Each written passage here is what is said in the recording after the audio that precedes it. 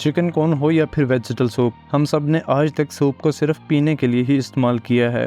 लेकिन जापान में लोग नूडल्स को सूप के पीने के साथ साथ नहाने के लिए भी इस्तेमाल करते हैं। और जहां पूरी दुनिया में ग्रीन ट्रैफिक लाइट्स होती हैं, वहीं जापान में ब्लू लाइट्स क्यों लगाई जाती हैं?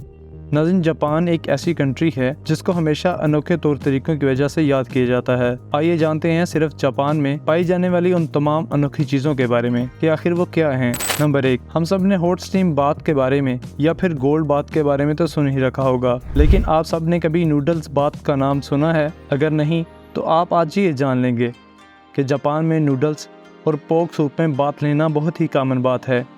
जापानीज लोगों का मानना है कि नूडल्स के सूप में नहाना स्किन के लिए बहुत फ़ायदेमंद है। नंबर 2, नॉर्मली पूरी दुनिया के रेस्टोरेंट्स में एक मेन्यू कार्ड दिया जाता है जिसमें टेक्स्ट फॉर्मेट में डिशेस का नाम लिखा होता है या फिर ज़्यादा से ज़्यादा इनकी फ़ोटोज़ को प्रिंट किया जाता है। लेकिन जापान इस मामले में भी सबसे अलग है। जापान के रेस्टोरेंट्स के बाहर जाली खाने बनाकर उनको शोकेस में रखा जाता है ताकि बाहर से कस्टमर्स अट्रैक्ट हो जाएं। ये फेक मील्स रेज़न और वैक्स जैसे मटेरियल से बनाए जाते हैं और ये असली खानों से ज़्यादा अट्रैक्टिव होते हैं और इन खानों को बनाने के लिए असली खानों से भी ज़्यादा खर्चा आता है। नंबर 3, वैसे तो आप सबने किट कैट चॉकलेट का नाम सुना होगा, बल्कि इसका एलिमेंट फ्लेवर भी हम में से कई लोगों ने ट्राई किया होगा। लेकिन क्या आपको मालूम है कि जापान में किट कैट चॉकलेट के अजीबोगरीब फ्लेवर्स की एक लंबी लिस्ट मौजूद है। इस लिस्ट में सबसे ज़्यादा सेल होने वाले flavours chilli pepper Kit Kat यानी काली मिर्च, शकरकंदी, मकई, सोयाबीन, वाटरमेलन, मैंगोस और किट कैट टी और फ्लेवर ग्रीन टी है। याद रहे कि ये किट कैट फ्लेवर्स की एक छोटी सी लिस्ट है जिसका जापान में बहुत ज़्यादा पसंद किया जाता है।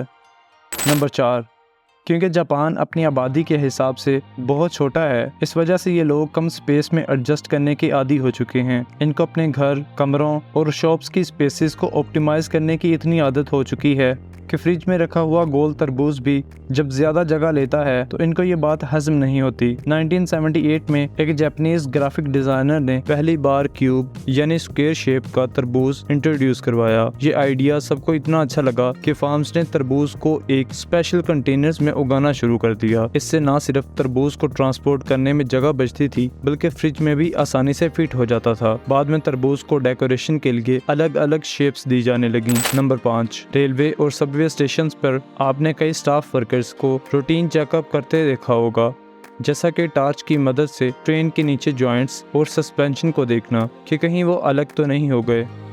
इसी तरह जापान के सबवे स्टेशन पर स्टाफ वर्कर्स की एक अनोखी जॉब होती है। इनको पीपल पुशर्स भी कहा जाता है। जी हाँ, इनका काम होता है लोगों को धक्का देना और ट्रेन का दरवाज़ा बंद करने में हेल्प करना।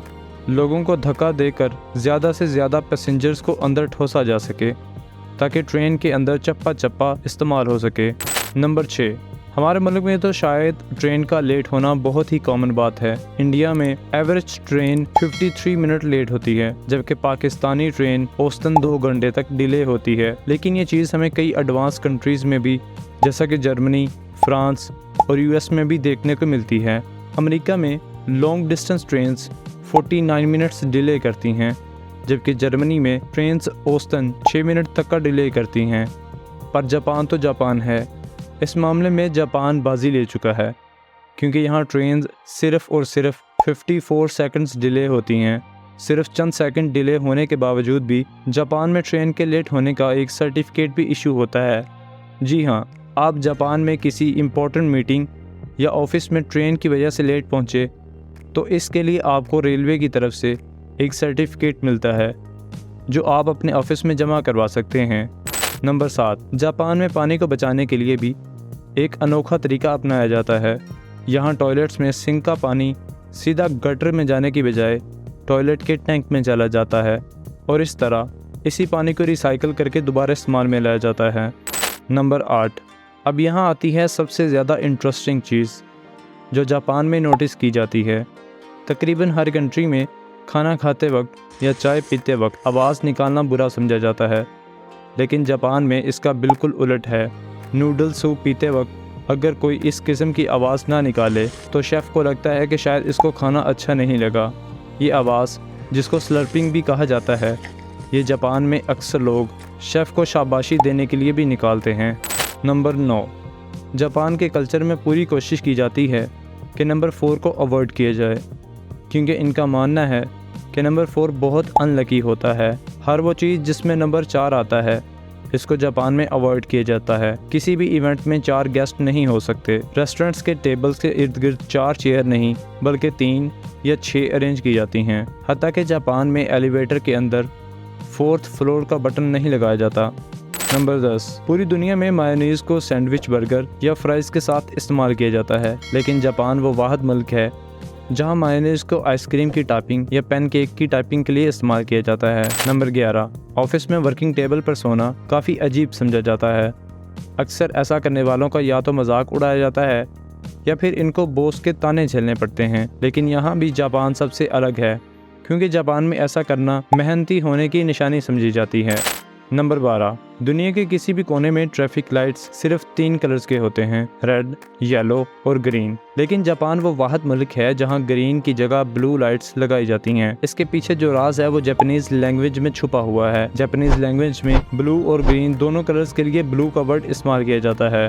पहले जापान में भी ट्रैफिक लाइट्स पे ग्रीन कलर होता था, लेकिन वो इसको ब्लू ही कहते थे। फिर 1973 में इंटरनेशनल स्टैंडर्ड पर पूरा उतरने के लिए और इस कंफ्यूजन को दूर करने के लिए उन्होंने ग्रीन लाइट्स को ब्लू लाइट्स में चेंज कर दिया। हम सब ने कई बार रेस्टोरेंट्स में अकेले बैठकर खाना खाया है और शायद ये प्रैक्टिस पूरी दुनिया में बहुत कॉमन है।